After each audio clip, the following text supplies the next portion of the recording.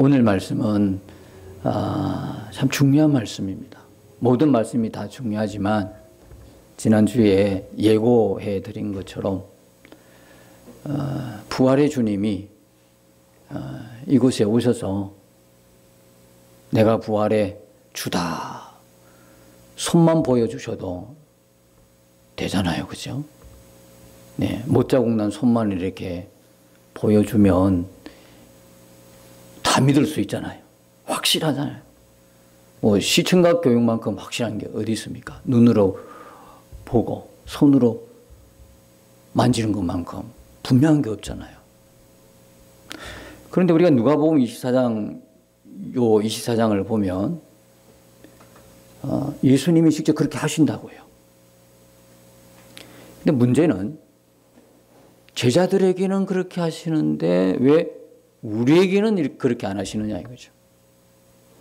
우리에게도 여기 오셔서 한 번쯤은 헌신 예배 할 겸 오셔서 설교도 좀 해주시고, 그죠? 또 손도 이렇게 한번 흔들어 보여주시고, 못자국도 싹 한 번씩 나오라 그래서 만져봐라 그래서 사인도 받고 이러면 참 좋잖아, 그죠? 근데 그렇게 안 하신다. 그때, 요때 한번 딱 그렇게 하시는. 요때 딱 한번 그렇게 하시는. 이거는 또 무엇과 연관이 되냐면 사람이 탄생하는 것과 연관이 되어 있습니다. 우리가 사람들 보면 하나님이 당신을 창조하셨습니다. 하나님이 당신을 태어나게 하셨습니다. 이러면 맞는 말인데 뭔가가 납득이 좀 어려운 마음 한구석에 좀 의구심이 있죠. 아니 우리 엄마 아빠가 결혼해서 낳았는데 뭐 이런 생각 그렇게 되는 거잖아요. 근데 그것도 가만히 한번 올라가 봅시다. 우리의 선조인 아담과 하와가 결혼이라는 제도를 통해 가정을 꾸게 되고죠. 그 가정에서 뭡니까? 아이가 이제 생산이 되잖아요.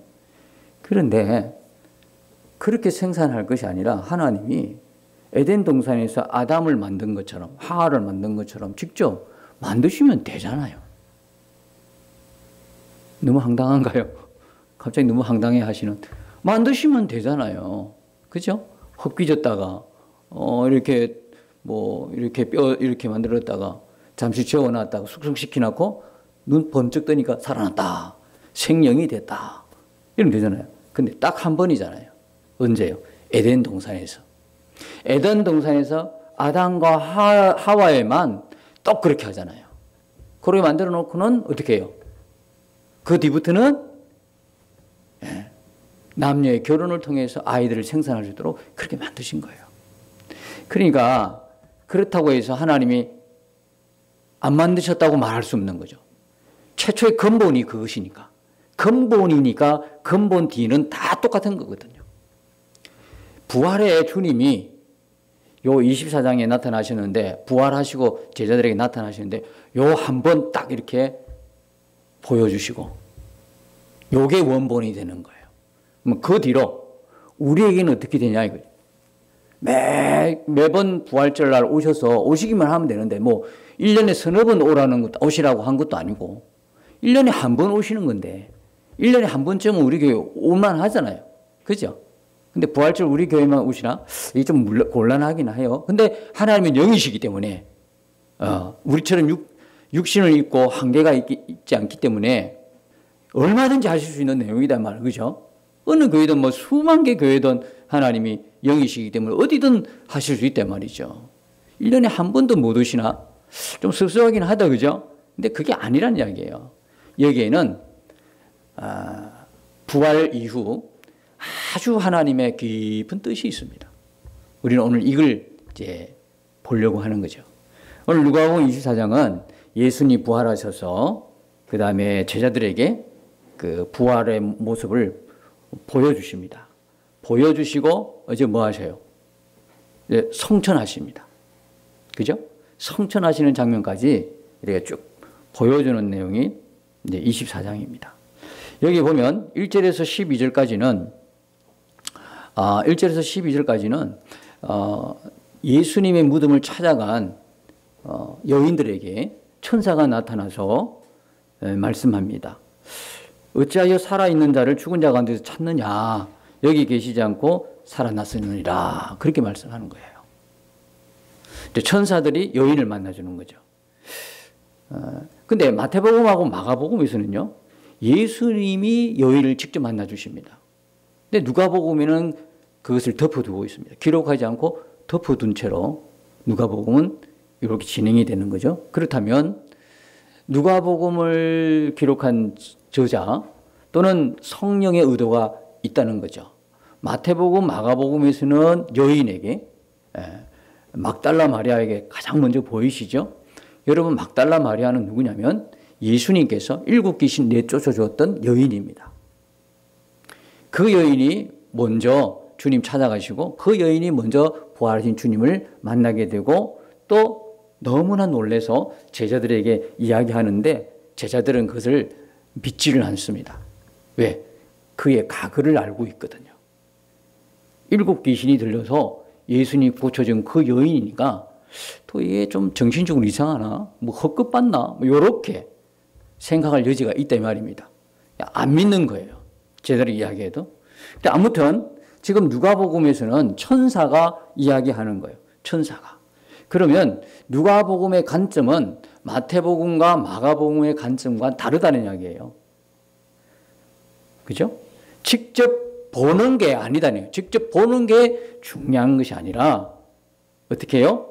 요 뒤에 나오지만 천사들이 뭐라고 이야기하냐면 6절 이하에 보면 갈릴리에 계실 때 너에게 어떻게 말씀하셨는지를 기억하라는 거거든요. 뭘 기억하라? 예수님 말씀을 기억하라는 거거든요. 마태복음 28장에 보면 6절에 이 말씀이 있어요. 마태복음 28장 6절에는 그의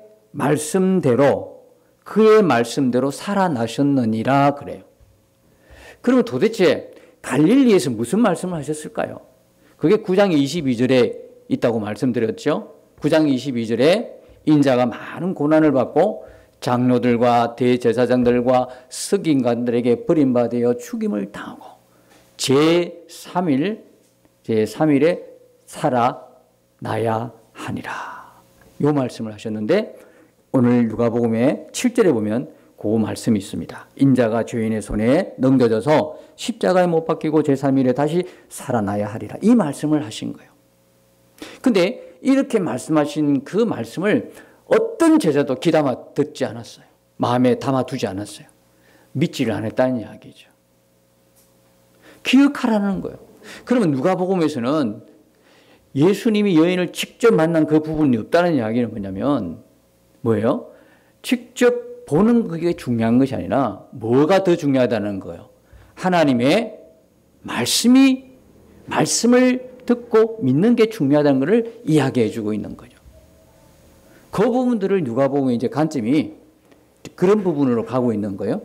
그래서 누가복음 전체는 결론적으로 이야기하면 하나님의 약속을 믿는 그 믿음, 그걸 지금 이야기하고 있다는 이야기죠.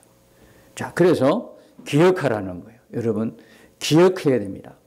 계속해서 구약에서 모세의 글들을 보면 그런 게 많이 나오죠. 신명기에 보면 기억하라, 잊지 마라 그러잖아요. 결론적으로 이스라엘의 역사는요, 기억하지 못한 역사였어요. 잊어버린 역사, 하나님의 역사, 하나님의 은혜. 이스라엘을 사랑하신 하나님의 그 은혜를 잊어버려서 결국 어떻게 됩니까? 바벨론으로 포로로 끌려가는 수치를 당하게 된단 말이죠. 그러니까 우리도 하나님의 말씀을 기억해야 합니다. 하나님의 말씀을 잊어버리면 안 된다는 것이죠. 하나님의 말씀을 꼭 기억해야 됩니다. 이게 뭐냐면 우리가 하나님 말씀을 믿는 구원에 이르는 믿음이고 성경적인 믿음이다. 하나님 말씀을 기억하고 하나님의 말씀 그대로를 믿는 것. 자, 그래서 기억하라. 예수의 말씀을 기억하라. 계속 그 이야기를 지금 12절에는 그렇게 이야기를 합니다.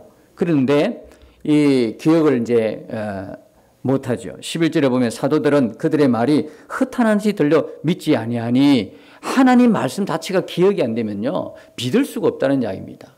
하나님 말씀을 믿지 못하면 부활하신 주님의 그 사실도 허탄하게 들리는 거예요. 그 소리가 참되게 들리잖아. 거짓처럼 믿지 못할 말처럼 들린다 이 말이에요. 허탄하다 이 말이 그 말이거든요. 거짓 같은 거예요. 믿어지지가 않는다는 이야기다. 허탄하게. 그래서 하나님의 말씀을 믿지 못하면 나타나는 특징이 뭐냐면 4절에 보면 근심하게 되고요. 그 다음에 5절에 보면 두려워하게 되고요. 그 다음에 11절에 보면 허탄하게 여긴다 이 말이죠. 그리고 17절에 보면 슬퍼집니다. 그리고 또 가다 보면 어디냐면 37절에 보면 놀랍고 무서워하게 됩니다. 하나님이 우리에게 말씀 그 말씀을 우리가 믿지 않고 기억하지 않고 믿지 않으면 우리의 삶은 볼 게 없습니다. 우리의 삶은 딱 결론이 납니다. 놀랍고 두렵고 근심에 쌓이고 허탄하고 그렇죠. 응? 무서워하고 떨고 그게 인생의 결론이라는 겁니다. 자, 그래서 역시나 이 베드로도 12절에 보면 일어나서 그 이야기를 듣고 무덤에 달려가서요. 보니까 세모포만 있는 거예요. 그 된 일을 놀랍게 여기고 집으로 돌아가 버리는 거예요. 뭐를 기억 안 하는 거예요? 갈릴리에서 예수님이 하신 말씀은 기억이 없는 거예요. 놀랍게만 여기는 거예요. 그죠? 그저 놀랍게만 여기는 거죠. 놀랍게만 여기지 이걸 뭐 진짜다라고 막 감격하는 그런 그 부분들이 없어요. 그리고 13절에는요. 엠마오 길에 가는 두 제자들에게 예수님이 나타나셔요. 근데 그들도 역시 예수님을 알아보지 못해요. 원인이 어디 있어요? 16절에 보니까 그들의 눈이 가려졌다 그래요. 그들의 눈이 가려워져서 그인 줄 알아보지 못하는 거예요. 그래서 예수님 물어보십니다. 너희가 길을 가면서 서로 주고받고 하는 이야기가 뭐냐 도대체? 그렇게 물어보신 거죠. 그랬더니 슬픈 빛을 띠고 머물러 서서 이야기합니다. 이렇게 뭡니까? 나사렛 예수의 일인데 하나님과 모든 백성 앞에서 말과 일에 능하신 선지자인데 제사장과 관리들이 사형 판결에 넘겨져서 십자가에 못 박았다는 거죠. 그 이야기를 하면서 24절에 보면 끝에 우리와 함께한 자 중에 두 사람이 무덤에 가 과연 여자들이 말한 바와 같음을 보았으나 예수는 보지 못하였느니라 하거늘. 예수님은 옆에 지금 계신다고요. 예수님은 보지 못하는 거예요. 이들도 역시 기억을 못해. 하나님 말씀. 예수님이 무슨 말씀을 기억을 못해. 왜 이렇게 됐을까요? 그 원인이 왜 이렇게 됐을까? 왜 지금 예수님은요, 부활 자체를 책망하기보다는 먼저요, 이들의 근본 원인이 뭔가를 말씀하고 있어요. 뭘까요, 그게? 아니, 지금 부활한 건 아예 안 믿고 있잖아요. 그러면 우리 같으면, 내가 주님 같으면, 야, 내가 부활했는데도 몰라? 봐라, 여기 있잖아. 부활했는데도 모르냐고. 그리고 왜 부활을 못 믿냐고 말씀하실 법하기는 한데, 부활을 못 믿는 것에서는 말씀을 안 하시고 먼저 뭘 이야기하냐면 25절에 보면 이런 말씀하시죠. 이르시되 미련하고 선지자들이 말한 모든 것을 마음에 트디 믿는 자들이요. 뭘 못 믿는 거예요?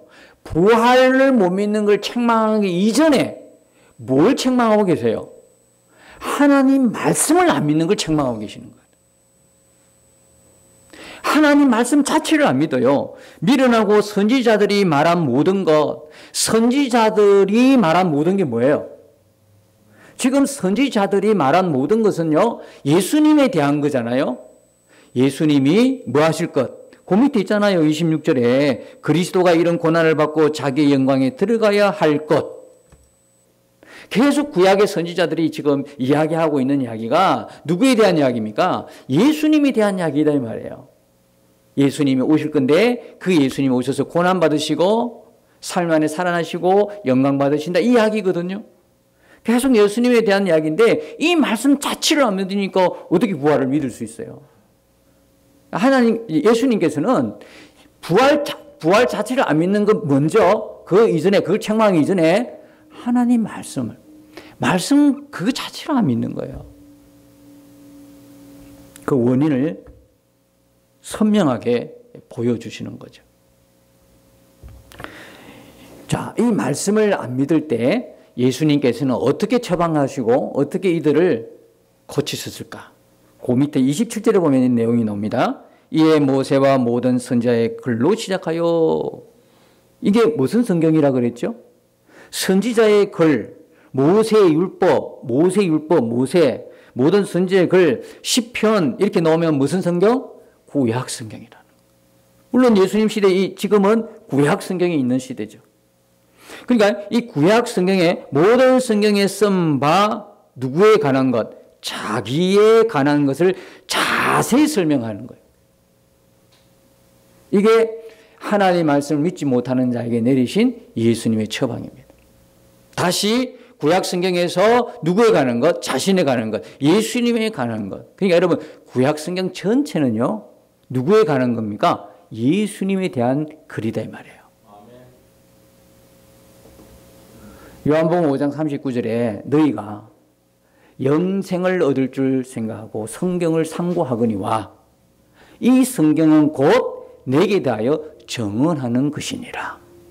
성경 전체가 누구에 대한 이야기? 예수님에 대한 이야기다. 구약 성경은 어떻게 해요? 예수님이 오실 것이라고 하는 약속에 대한 말씀.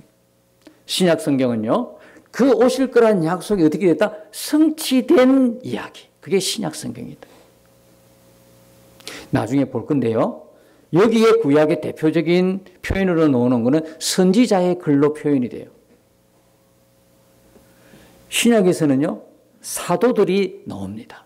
그래서 에베소서 2장 20절에 보면 너희는 사도들과 선지자들의 터 위에 세우심을 입은 자들이다라고 표현하고 있습니다.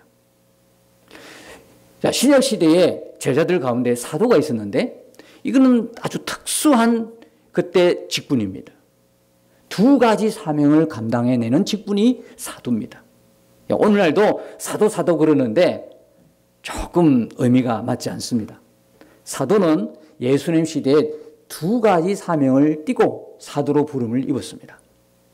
첫 번째는 교회의 틀을 닦습니다. 이제 교회를 세워야 되는 겁니다. 두 번째는 성경을 기록합니다. 성경을 기록해요. 어떤 성경을 기록할까요? 구약은 예수님이 오실 거라는 약속으로 풍성한 말씀이고 그 오기로 약속했던 그 예수님이 어떻게 되세요? 오셔서 십자가에 죽으시고 3일 만에 부활하셨어요. 그러면 이 약속의 말씀이 어떻게 됐다는 거예요? 성취가 이루어졌다는 거거든요. 그래서 이 사도들은 눈으로 보고 귀로 듣고 손으로 만질 수밖에 없는 거거든요. 요한일서 1장 1절에 보면 눈으로 보고 귀로 듣고 손으로 만져본 바 되었다라고 해요. 요때 딱 한 번. 이렇게 이야기하면 이제 감이 오실 것 같아요. 왜 예수님이 이제 엠마오로 가는 두 제자를 나타나시고 다음으로는 11제자에게 나타나시는 장면이 이제 나오죠. 그 뒤로는 예수님이 부활하셨어요. 참 이상한 액션을 취하십니다. 도무지 나타났는데도 그들 앞에 나타났는데도 도무지 그들이 참 믿어지지가 않아. 37절에 보면 그들이 놀라고 무서워하여 그 보는 것을 영으로 생각하는지라. 그런데 그들 속에 의심이 있어. 그러니까 38절에 예수님이 뭐라 하냐면 어찌하여 두려워하며 어찌하여 마음에 의심이 일어나느냐. 이거 뭐냐 이러는 거죠. 이게 혹시 불경스럽게도 이 귀신은 아닌가? 그러신가는 거예요. 아니 부활하신 예수님이 나타나셨다고요. 나타나셨는데 그들은 예수님을 이게 의심이 자꾸 드는 거야. 그래서 예수님이 그때 했던 액션이 뭐냐면 손을 보여주시는 거거든. 만져봐라는 거거든. 그리고 나중에는 식사를 하셔요. 왜 이렇게까지 우리한테 안 보여주시는데 1년에 딱 한 번 초청하셨는데 안 오시는데 왜 이 제자들에게 이렇게 디테일하게 정말 자세하게 손을 만져봐라 먹을 게 없네 하고 생선도 드시고 이런 모습을 다 보여주실까? 이 제자들은요 그 현장을 직접 목격했잖아요. 눈으로 보고 예수님의 살아계신 예수님의 말씀을 듣고 손으로 만지고 그랬어요. 왜 그랬을까요? 그게 사도의 특징입니다. 성경을 기록해야 될 사명을 갖고 있는 사도들의 특징이라고요. 예수님이 그렇게 하셨다. 이들에게만. 뭘 기록하기 위해서? 성경 기록하기 위해서. 여러분 성경 기록하는데 조금이라도 의심이 있으면 돼야 안 돼요? 돼야 안 돼요? 안 된다 이 말이죠. 그래서 이제 이 제자들을요, 이 엠마오로 내려가는 제자들도 이렇게 다 가르쳐 주고요, 구약 성경을 다 일일이 풀어서 자세하게 설명합니다. 그들이 마음이 뜨거워지는 거예요. 믿음이 막 들어오기 시작하는 거거든요. 그럴 때 예수님과 떡을 떼어서 나눌 때에 그들의 눈이 확 밝아져 가지고 예수님을 알아보기 시작하는 거예요. 이미 말씀으로 구약 성경을 통해서 예수님이 당신의 그 말씀들을 다 일일이 자세하게 풀어주니까 말씀이 뜨거워지는 거예요. 막. 뜨거워지면서 예수님과 떡을 떼어 나눌 때에 그들의 이제 기억이 되살아나는 거야. 마지막 최후의 만찬 때. 그 모습이 살아나는 거예요. 제자들과 예수님이 서로 나누는 그 장면이 생각이 나서 눈이 번쩍 뜨이면서 그인 줄 알아봤는데 알아보자마자 예수님이 사라지고 없는 거예요.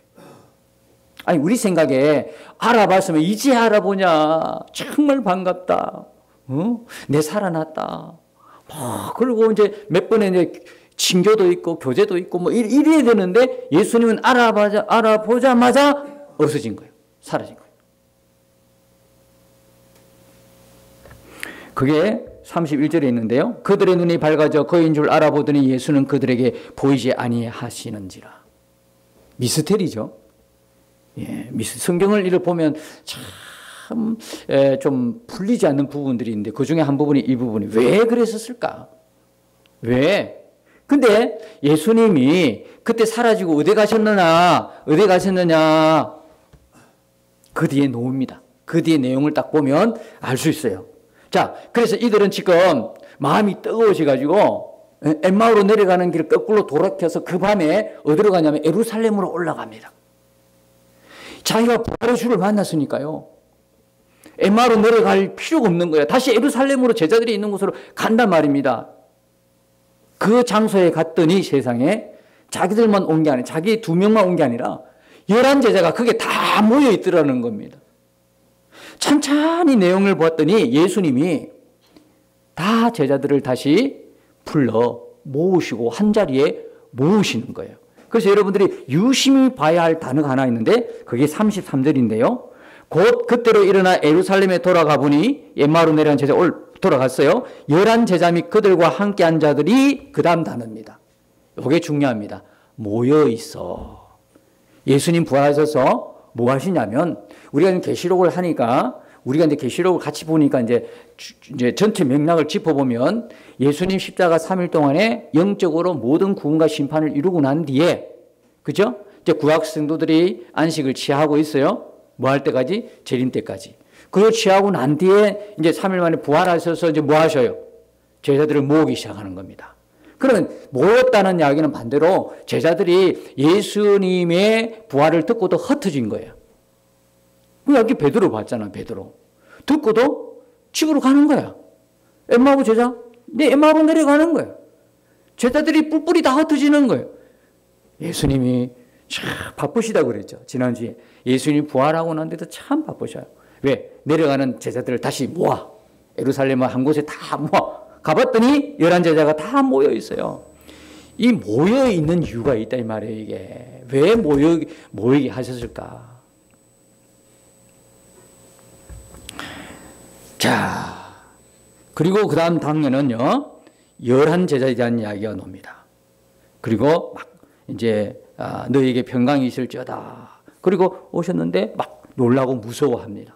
그럴 때 이제 왜 의심하느냐? 내 손과 발을 보고 나인 줄 알아라고 만져보라는 거거든요. 어떻게 말씀드렸죠? 요 11제자를 사도 삼으시는 거거든요. 만져보라는 거. 자, 이들이 함께 모이게 한 거는요, 그 뒤에 보면 49절에 보면 볼지어다 내가 내 아버지께서 약속한 것을 너에게 보내리니 뭡니까? 아버지께서 약속하신 걸 보낸다는 건 하나님이 보내기로 약속한 것은 2가지가 있습니다.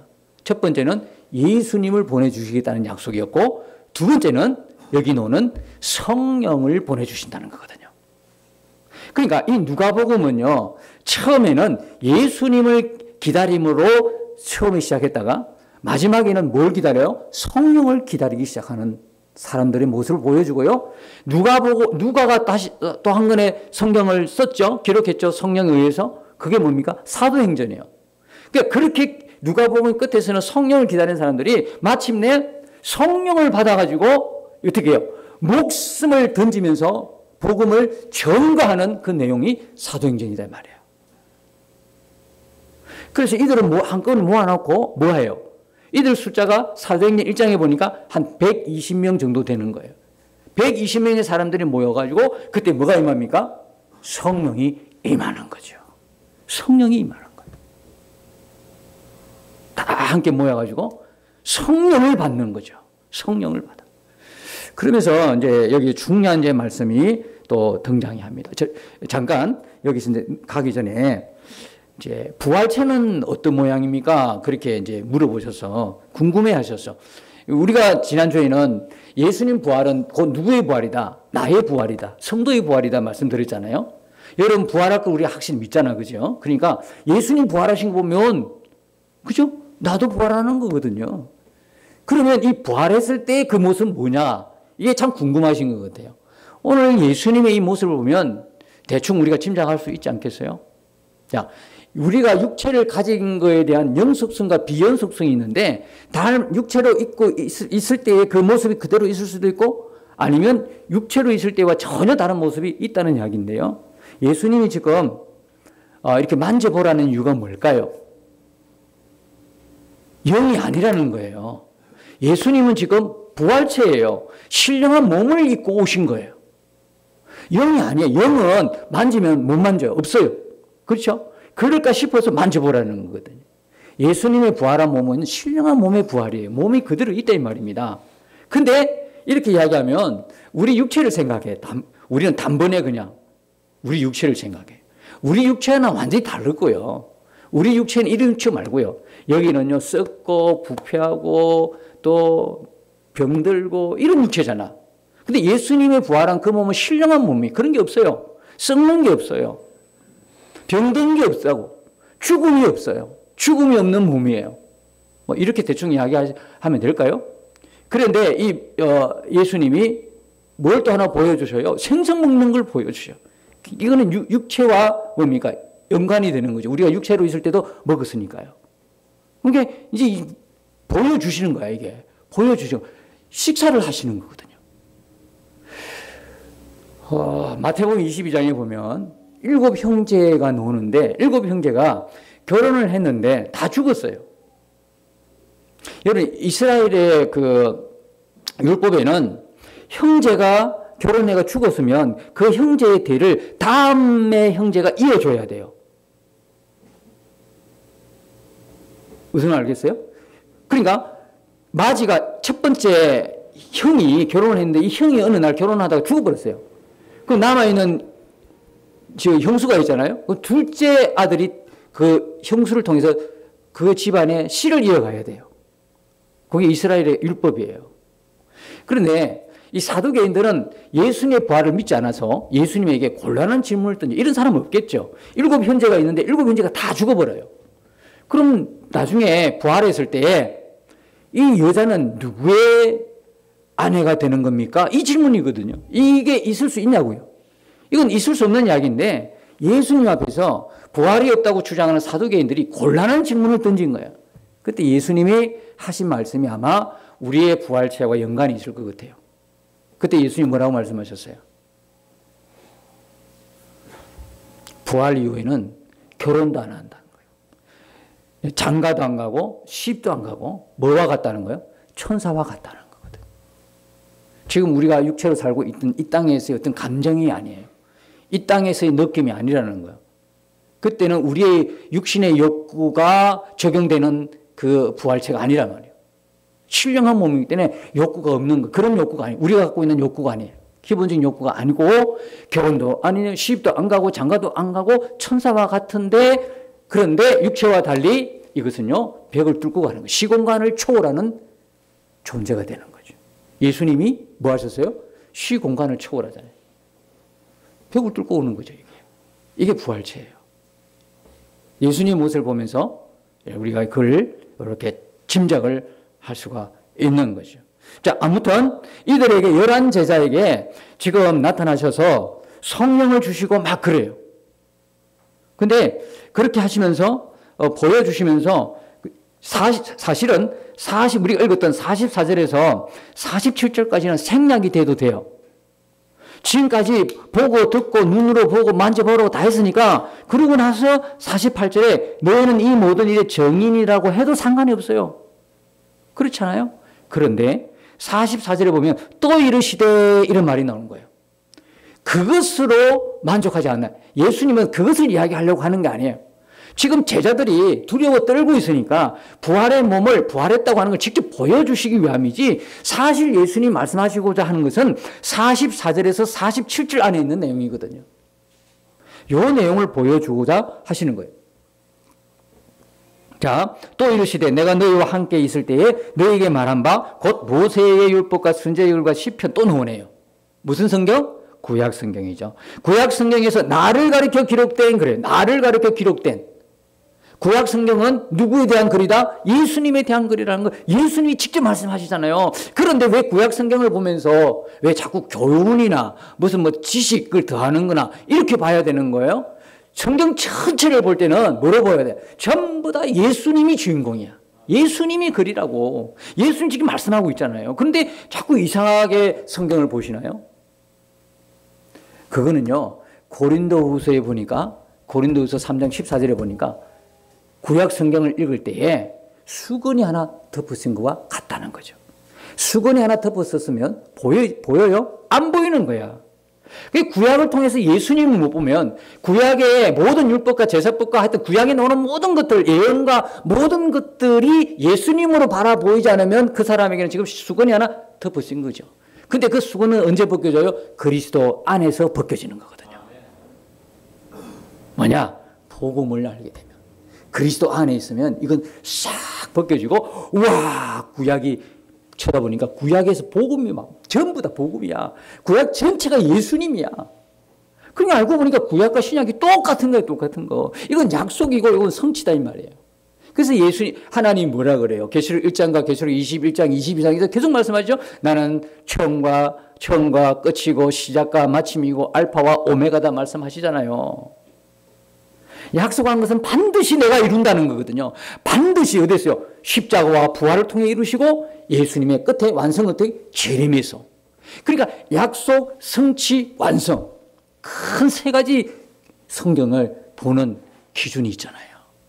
여러분들이 이 말씀만 들어도요, 이제 성경을 볼 때 눈이 아마 달라질 거거든요. 예수님께서 제자들에게 이렇게 가르친 거예요. 구약 성경 전체에서 예수님에 대한 것을 자세하게 풀어줄 때 그들의 눈이 벗겨지기 시작하는 거거든요. 여러분, 축복도 좋고 훌륭한 교훈도 좋아요. 그런데 영생은요, 오직 예수 그리스도예요. 성경에서 그걸 발견해야 돼. 그래서 너희가 영생을 얻고자 성경을 상고하거니와 그러잖아요. 성경은요, 생명의 책입니다. 우리에게 영생 주는 책이에요. 그러니까 예수만 이야기해야 되는 거거든요. 지난번 설교에 그랬잖아요. 성경의 중심은 곧 설교의 중심이다. 우리 지금 영생에 대한 이야기를 지금 하는 거죠. 어떤 종교의 경전에 대한 이야기 아니에요. 그러니까 여기는요, 차마 입에 담을 수 없는 내용도 많다고요. 왜요? 이게 어떤 종교의 경전 같으면 좋은 말만 적었을걸요? 그렇잖아요. 남도 눈이 있는데, 남의 눈도 있는데. 아니, 남의 타 종교 사람이 보면, 와, 허무할 만한 좋은 내용을 담으려고 노력하지. 누가 부끄러운 일들 다 기록했어요. 있더라도 뺄 건데, 부정하고 부패스럽고 부끄러운 일들은 뺄 건데, 성경은 일일이 다 기록하고 있어. 시아버지와 며느리 또 뭐예요 또? 기생가 뭐 이런 이야기들 다 들어있다고요. 이게 부끄러운 이야기들 다 들어있다고 이게가. 왜 그랬을까요? 뭐 하나님이 성경 주시면서 우아하고 부끄럽지 않도록 주셨나요? 뭐 교훈하려고 주신 건가요? 이게 종교 경전인가요? 이건 생명을 다루는 책이에요. 하나님 말씀이라고요. 그래서 결정적으로 그런 부끄러운 일을 왜 기록했냐면 인간이 이렇다는 거거든요. 하나님 앞에서 다 죄인이라는 거거든. 우리가 구원받는 건 오직 하나예요. 하나님의 은혜예요. 은혜, 예수 그리스도 은혜. 그걸 기록할 목적인 거예요. 그래서 사도들을 지금 다 불러서 이 성경을 기록하면서 여기 기록된 모든 것, 이게 다 이루어지리라. 고난도 이루어지고 십자가도 이루어지고 부활도 이루어지고 영광 받으심도 이루어지고 장차 뭐도 이루어진다? 예수님의 재림도 이루어져야 하느니라. 그 말씀이 그대로 기록된 겁니다. 지금 사도들에게는 다 보여줬는데 그 나머지는 안 보여줘요. 왜? 이제는 뭐가 있어요? 사도들이 성경을 기록하기 시작하거든. 근데 사도들이 자기의 경험을 기록해요? 아니죠. 성령을 왜 보내주셔요? 성령의 감동을 받게 하시는 거죠. 성령의 감동을 받아. 성경은 어떻게 기록이 되냐? 그 한 인간의 훌륭한 인물의 전집이 아니에요. 교훈집이 아니에요. 전기전이 아니다 이 말이에요. 그 한 인물이 성령의 붙들림 받아서 성령의 말씀을 대언하는 게 성경이다 이 말이에요. 그러니까 사도들을 불러가지고 이제 그 말씀들을 기록하게 하는 거야. 그래서 완성된 계시. 구약 성경만 있을 때는 완성이 안 됐어요. 계시가 완성이 됐다. 신구약 성경이 다 만들어졌 그때 이후로는요. 이제 예수님을요. 보고 눈으로 보고 귀로 듣고 만져보고 믿는 게 아니라 뭘 믿음으로? 기록된 성경의 말씀을 믿음으로 구원받게 하셨거든요. 그래서 예수님이 부활절을 1년에 한 번이라도 초청하셨는데 안 오시는 이유예요. 오실 이유가 없어요. 왜? 여기 다 있거든요. 성경이 하나님 말씀이거든요. 그래서 사도들을 통해서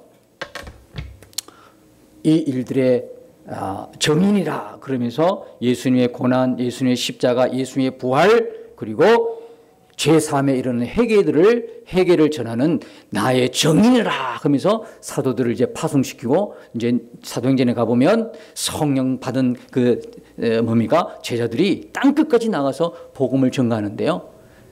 제자들에게만 성령이 임한 것이 아니라 누구에게 임한 거예요 지금? 우리에게 임했단 말이에요. 성령은.